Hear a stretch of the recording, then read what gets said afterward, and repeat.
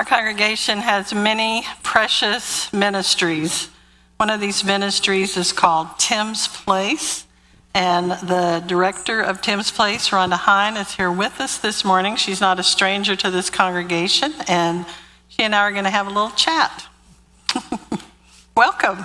Good morning. Thank you for having me. I have questions for you. Yes. I like to call it a dialogue where I ask the questions and the other person talks. Tim's Place has been shut down during COVID, but I understand you and others have been busy. Tell me about it. Yeah, we've been very busy. Twice a week, we have activity emails that we send out to all the participants and the volunteers. And these emails include things like workout exercises. I call them brain games, crossword puzzles, activities to keep the neural pathways going, music, art, things like that. So that's twice a week. I also went down to Montgomery, Alabama in February, what I call my continuing education. It was actually a conference for respite programs. So 22 different program directors got together and we all had a big powwow and learned new procedures, new information. We're given new articles of ways of thinking and how to deal with memory loss and dementia and how to lead our program successfully. So that was really, really useful. And we've also been busy behind the scenes putting together a caregiver support group for memory loss. So anybody in our community who is a caregiver to a loved one with memory loss or dementia or Alzheimer's is welcome to come to this support group, which will be a really, really valuable asset for us. Thank you. I realize I need to back this up just a little bit. I should have done that to start with.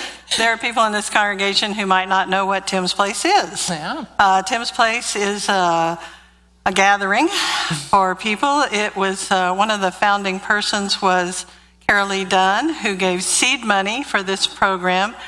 Tim was her husband, and when he died, she wanted a way to honor him. But the program is now ongoing beyond that, and always welcomes donations to come in, but it's for people who have memory loss, such as Alzheimer's or Parkinson's, and they come originally 2 times a week. When we reopen now after COVID, it'll just be 1 day a week, but we want to move back into 2 days and even more days than that a week. So what Rhonda is describing today is the activity, and some people have wondered, what happened to Tim's Place during COVID, so that's what Rhonda was just now talking about.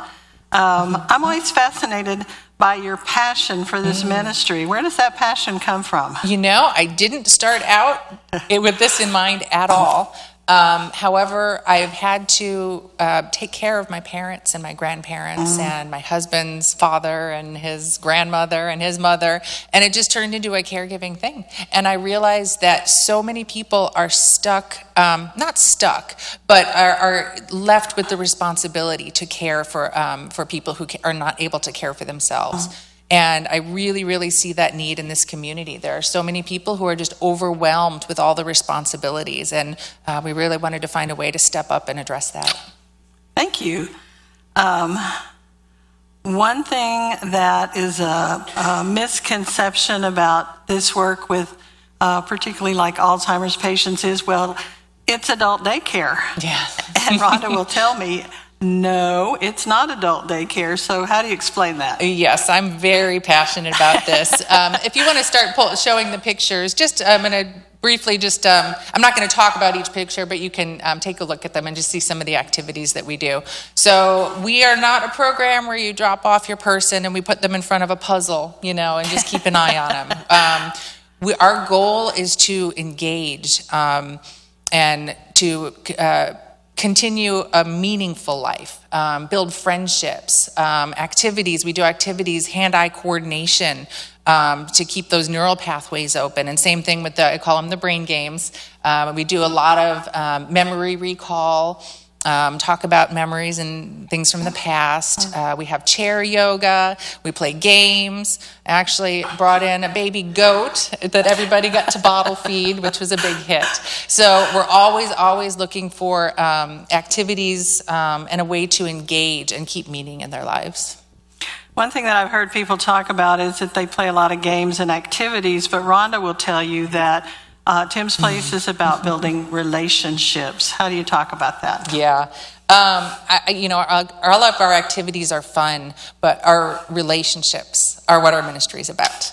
So imagine being a person who's losing their memory and is having a hard time engaging in the friendships that they used to have and the community programs they used to engage in.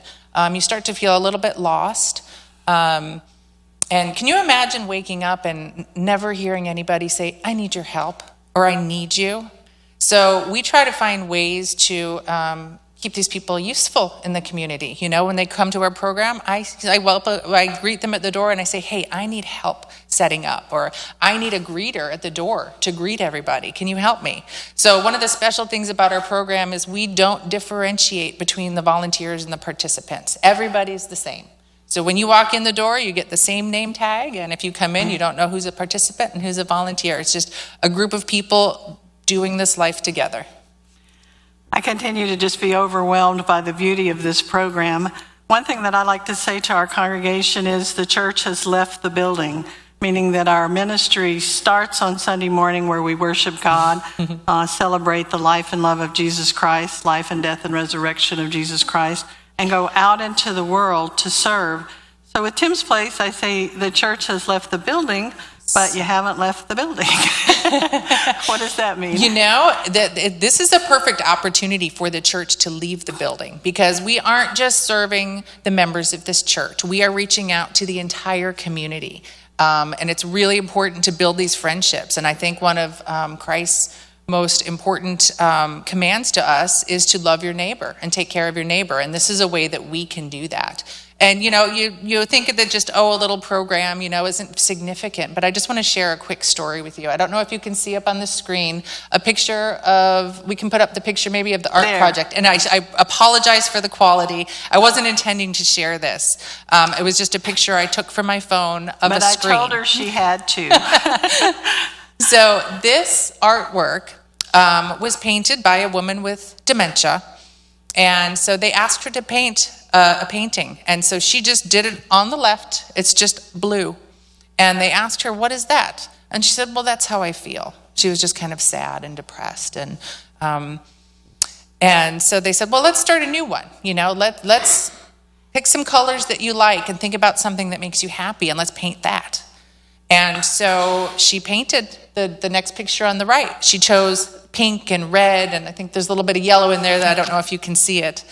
And so they said, well, what is that? What does that mean? What makes you happy? And she said, that's when my son comes to visit. That's how I feel. And the story doesn't end there, because her son came to visit. And actually, no, but let me back up in this story. After the art session was done, one of the workers just went to clean up and went to toss it in the trash. But it's important, we need to give it to her son. So when he came to visit, they gave it to him and told him the story about it. And he just started crying, just crying tears, because he didn't think that she knew he came to visit. And he was going to stop coming to visit her because she didn't recognize him when he was there. But in her moments of clarity, she did. And so this is the kind of meaning that we're going to bring to people here at Tim's Place. So something seemingly insignificant and tiny as a little scribbled painting is, very important. It matters. Thank you for your work and your passion, and we thank the board members that are here today. Would y'all stand up if you're here? Board members? Yes. So thank you. Thank you. And we also need everybody's help to keep this going. I have an information table out in the back. On May 5th, we're going to have a Tim's Place open house. So it's just for anybody who wants more information. If you need information for a spouse, for a friend, or if you want to be a volunteer, it's just come and learn more about Tim's Place. And don't hesitate to contact me.